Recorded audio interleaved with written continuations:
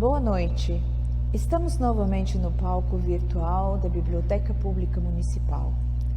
A 10ª Mostra de Música de Câmara, com patrocínio do Programa Municipal de Incentivo à Cultura, PROMIC, desenvolve a parceria com a Biblioteca Pública Municipal há 4 anos e, neste momento, temos a grata oportunidade de expandir a programação e oferecer a você, que aprecia a arte musical, o novo projeto Música na Biblioteca Online. Para o concerto de hoje, escolhemos algumas obras de compositores nacionais que representam importantes períodos da história da música brasileira. O ano de 2020 marcou uma data muito importante para a música nacional, centenário de morte do compositor Alberto Nepomuceno. Cearense, Nepomuceno nasceu em 1864, nome do maior destaque que marcou a passagem musical para o século XX. Seu grande mérito foi abrir caminhos. Precursor do nacionalismo e do modernismo, ele já utilizava elementos de cultura popular em suas composições. Nepomuceno compôs 5 obras para orquestra de cordas, das quais uma se tornaria praticamente campeã em interpretações como peça brasileira para cordas, a famosa serenata. No entanto, o adágio, que será apresentado hoje, tem merecido a atenção dos intérpretes e o aplauso do público pela sua beleza, seu caráter de recolhimento e meditação. Teria sido sua primeira peça para tal tipo de conjunto, escrita em Berlim, em 1891. Foi estreada a 30 de abril do ano seguinte, no então Instituto Nacional de Música, por uma orquestra regida por amigo Leopoldo Migues.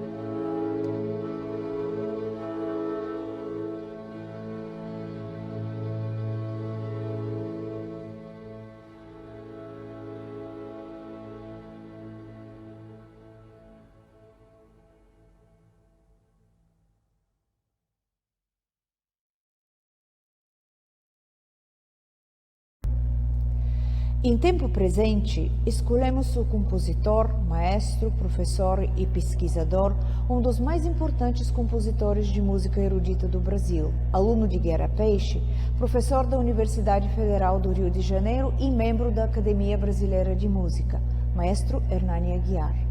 Suas composições foram gravadas inúmeras vezes e integram programas de concertos no Brasil e no exterior. Escreveu inúmeras obras corais e instrumentais. Amante da música de raiz popular do Brasil, Hernani Aguiar se inclinou para a música erudita, da qual é um dos grandes referentes do país. A obra, Quatro Momentos, se divide em tempos: tempo de maracatu, do caboculinhos, do canto e de marcha. Uma obra com orquestração primorosa, raízes folclóricas e uma brasilidade que marca o tempo presente. Em Quatro Momentos temos a fase do Hernani Aguiar como artista de câmara e uma imagem sonora em torno de ritmos tradicionais do Brasil.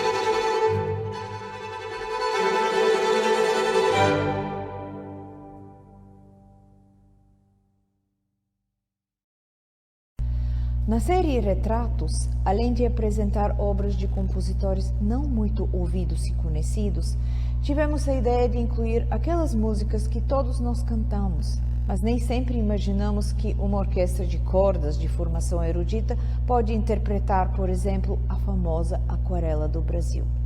Ari Barroso, outro artista que merece a nossa homenagem, nasceu em 1903. Um dos precursores do gênero samba exaltação, é autor de Aquarela do Brasil, seu samba mais famoso, já chamado de segundo hino nacional. Carioca de adoção e fanático pelo Flamengo, atuou como compositor, instrumentista, apresentador de programa de auditório, locutor esportivo, defensor de direitos autorais. Esse mineiro se desdobrou em várias atividades e em todas deixou a marca do temperamento forte. Ambicioso, Ari Barroso buscava deixar um legado para as futuras gerações, indo além do sucesso imediato das canções e tentando atingir algo mais permanente e emblemático da brasilidade. Morreu em 1964, em pleno carnaval, momentos antes da escola de samba Império Serrano entrar na avenida com um samba enredo em sua homenagem.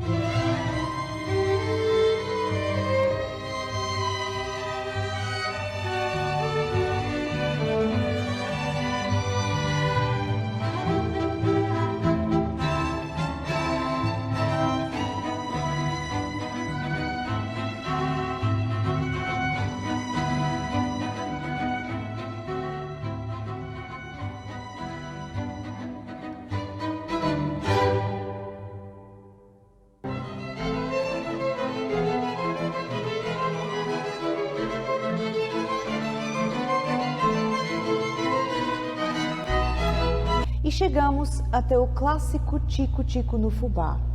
Só ouvir um pouco não dá para confundir, mas já vem a pergunta: de quem é a música? O choro Tico Tico no Fubá já é centenário. Zequinha de Abreu compôs o choro em 1917. Ele morava em Santa Rita do Passa Quatro, São Paulo, a cidade natal do compositor. Hoje a família possui ainda a partitura original do Tico Tico no Fubá, que não deixa de ser um documento histórico. A música ficou imortalizada na voz de Carmen Miranda e, com o tempo, se tornou uma das canções brasileiras mais tocadas e gravadas mundo afora, com mais de 300 gravações no Brasil e no exterior. A lista de intérpretes é extensa e estão nela Altamiro Carrilho e Pixinguinha, que levaram o passarinho na flauta, assim como muitas orquestras e instrumentistas, entre eles Yamandu Costa e até a Filarmônica de Berlim, fizeram uma impressionante performance dessa canção. Estamos no fim da nossa viagem pela música brasileira, rica, colorida e surpreendente. E do palco do Espaço Vila Rica, vamos apreciar mais uma vez a canção Tico Tico no Fubá, interpretada também pela Orquestra de Câmaras Solistas de Londrina, sob a regência do maestro Evgeny Ratchev. Até o próximo encontro.